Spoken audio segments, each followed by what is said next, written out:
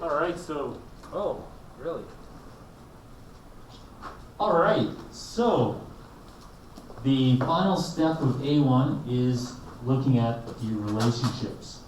And when we give you a rubric for an A1, you'll see that the relationship paragraph is worth 6 of 20 marks. So those mathematicians in the crowd can quickly figure out that's 30% of the assignment. So it's definitely not a step to overlook. And yet, many people in the province are still overlooking it. So we want to make sure that we teach you the relationship paragraph in some depth here so that you can excel in the last step of this assignment. So again, there's really 4 paragraphs that you end up making with the A1 assignment. You do an interpretation for each of the 3 sources individually, and then the 4th paragraph is a relationship paragraph. And that's what we're about to talk about here today. All right, so every relationship paragraph that you do this year, and in grade 11 and grade 12, should all start the same way.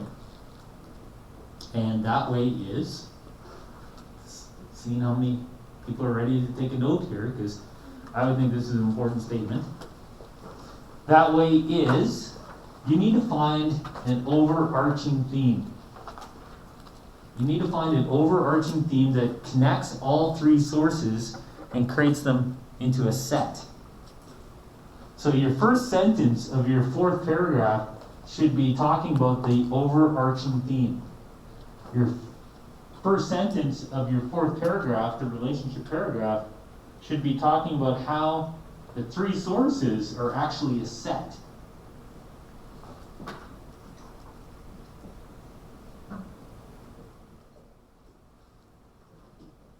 So what is the overarching theme that they share? So in Social 10, the theme's always going to be globalization, but that's too generalized. We need to be more specific. So taken as a set, these 3 sources, when they're combined, we can see that they're all addressing the same theme. And often the theme can be expressed as a umbrella question. An umbrella is something that, in this case, all 3 sources fit underneath. So there's an umbrella question that all 3 sources are answering. So when combined, all 3 sources are addressing the same question, comma, and then we have the question. And we put in little quotation marks. And we begin the questions with a to what extent? Because the 3 sources are answering the same question, but providing different answers. So it's not a who or a what or a how, it's a to what extent question. So when taken as a set, all 3 sources are addressing the same umbrella question. To what extent, yada, yada, yada. And the yada, yada, yada will change depending upon the set. You can also refer to it as, when taken as a set, all 3 sources are dealing with the same overarching theme, comma, to what extent, yada, yada, yada. So in that first sentence of your 4th paragraph, you need to tell me what connects them as a set.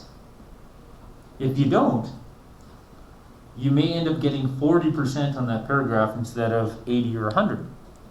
If you never tell me what all 3 share together as a set, and you only compare them individually to each other, 1 to 2 and 2 to 3, then you get 40%. So it's important to tell me, what do they have as a set? And an easy way to talk about that is to try to say, okay, what's a hypothetical question that all 3 are answering? All 3 are responding to the same question. What is it? So we had this source today, slavery is our national sin. We had this source today about the effects of abolishing slavery. And we looked at this photograph yesterday. It's taken as a set. All three of those sources share the same umbrella question, the same overarching theme. They're all engaged in the same conversation, right? They're all trying to give you an answer to a conversational question. What's the question? So, this is the participation part of the class. What's the question? There's probably a dozen that they could be at. Yes? If slavery should stay or... Absolutely. So one question that fits in quite nicely with all three. To what extent should slavery continue to be practiced in America? To what extent should slavery still be practiced in the U.S.? Or to what extent is slavery justifiable? To what extent is slavery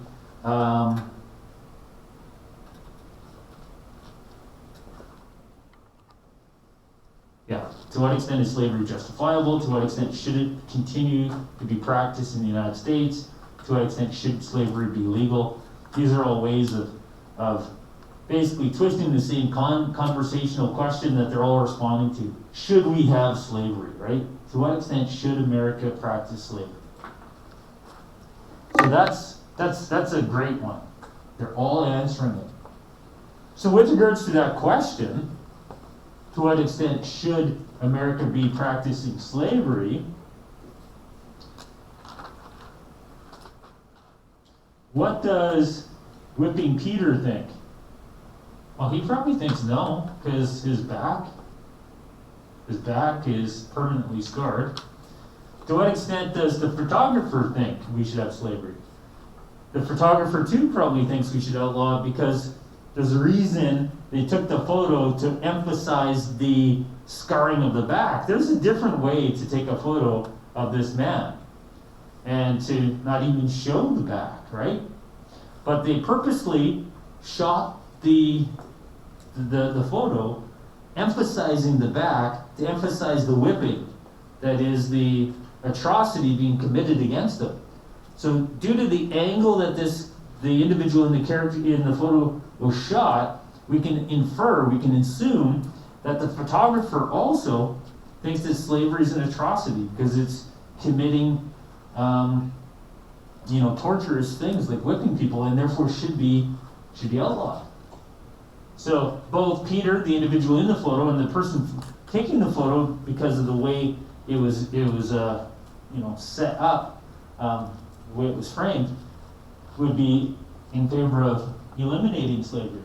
Source 1 today agrees with with the photograph because it is suggesting that slavery is our sin. We need to get rid of it, just like we should try to live a life with less sin. But then the last source that we looked at today would say, no, we can't get rid of slavery, right? Because if we do, our economy will fall apart, and our society will fall apart. We'll have terror, we'll have riots, and who are we to question slavery? It's natural, it's divine. We're actually helping them. So we have this debate that is the set of three. And the debate is on an overarching theme: to what extent should we practice slavery? So, in that fourth paragraph, I'd begin the paragraph by announcing the umbrella question. So the umbrella question, the overarching theme here is: to what extent should we practice slavery in the United States? Or continue to practice slavery in the United States? And then my next sentence might be, with regards to this question, the photographer believes this. And then the person inside the photo, Peter, thinks this. And then I would continue on in my next sentence. In response to the question, the voice behind source 1 believes that we should. And then finally, the voice behind source 2 thinks we should do this. So not only would I say the voice behind source 1 says slavery is bad, I would try to go back and pull some of the language. The voice behind source 1 suggests that we shouldn't practice slavery because it is our national sin. And I'd pull that phrase right out of the source, so that I can be more specific. If I just say source one believes slavery is bad, that's straightforward, that's generalized, it's adequate, you're not wrong, but you're not being specific. To be specific, show me what they believe with regards to that overarching theme, but pull language out of the source to prove it, right?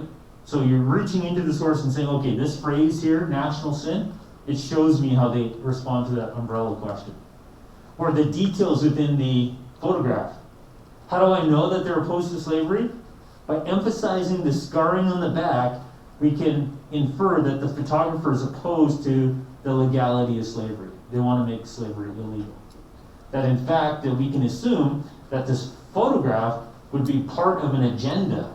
It would be used as a propaganda piece to promote the anti-slavery movement.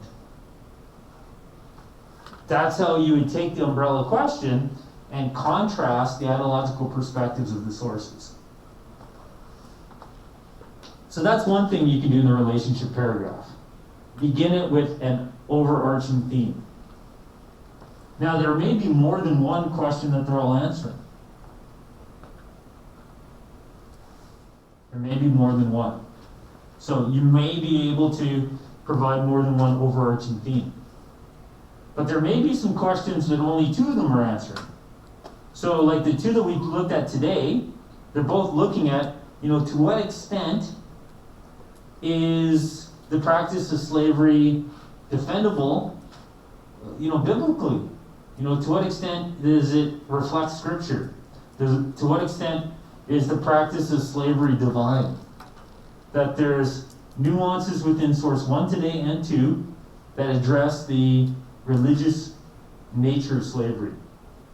Source 2 would suggest, so I might have a sentence that would say, another relationship that exists among some of the sources is they look at the divinity of slavery. Source 2 suggests that slavery in fact is divine because it provides an opportunity to spread the light of Christ and to teach morals and values to those who have been living in isolation, whereas source 1 says, no, this is a sin. Right? This is a sin. It's quite clear. So you can also look at individual things between two sources. What is something that two sources hold in common? Source 1 and 2 both looked at the religious nature of slavery.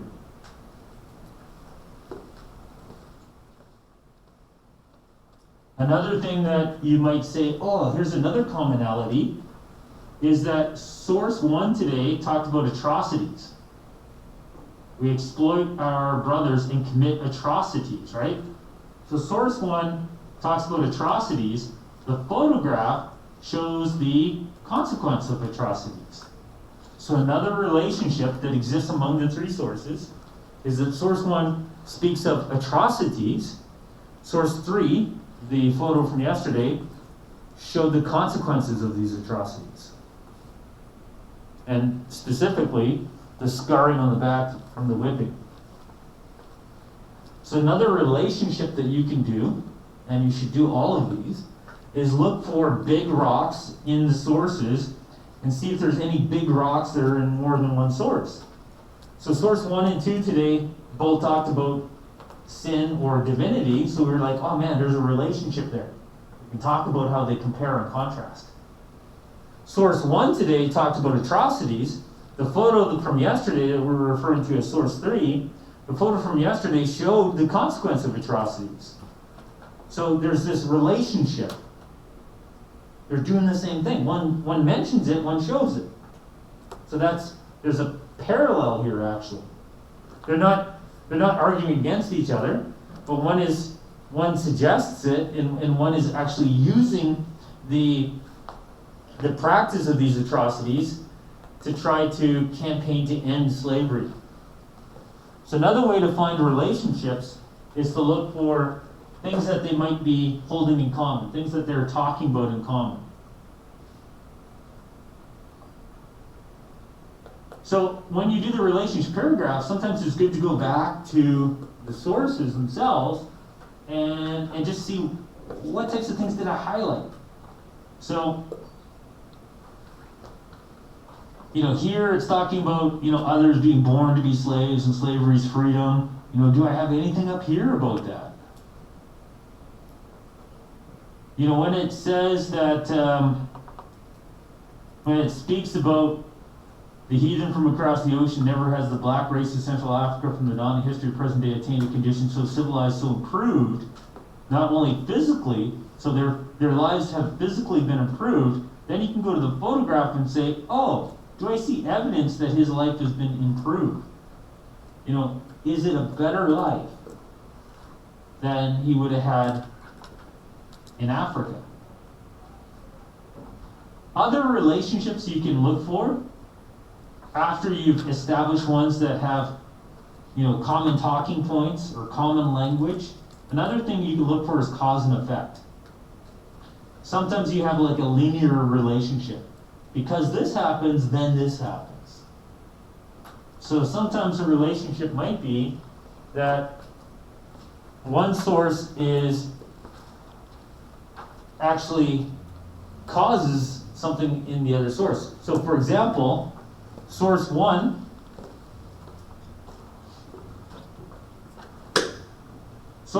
might be a short speech that somebody ends up giving once they see this photograph. The photograph may have caused an epiphany, right? By looking at this photograph, that might have made the individual, the voice in source 1, realize, holy smokes, what we're doing is wrong. So source 3 may have inspired source 1. Source 3 may have pre-existed, right? That source 3, as a piece of propaganda to further the anti-slavery movement, may have inspired the voice in source 1 to identify the sin. Because maybe they didn't realize how bad it was. So we can also infer potential hypothetical linear relationships. How could one source lead to the other? How could events in one lead to events in the other? So linear relationships are different than holistic. Holistic relationships would be that first one I talked about, the overarching theme that unites all three together as a set. Holistic, like a big whole, like all three. Now we're saying linear, 1 to 2 or 2 to 3 or 1 to 3 in this case. So there's something that connects them in a line. That you can draw a line between this and that. Because of this, somebody looks at this and says, holy smokes, that's got to end. That's an atrocity, and it's sinful. So, in order to continue wrestling with this last step of relationships, we've got some more slavery sources to end lesson 9. So, lunchtime today, we're going to end lesson 9. We're going to move on to lesson 10. But as we end lesson 9 in these last 8 minutes, I'm going to just put up some more sources. And for each source I put up, I want you to just think, how does it relate to the other 3 we've already seen? Spoiler, they're all going to be about slavery. But I want to see if you can see any other nuances that connect them. And that's how we'll end the morning.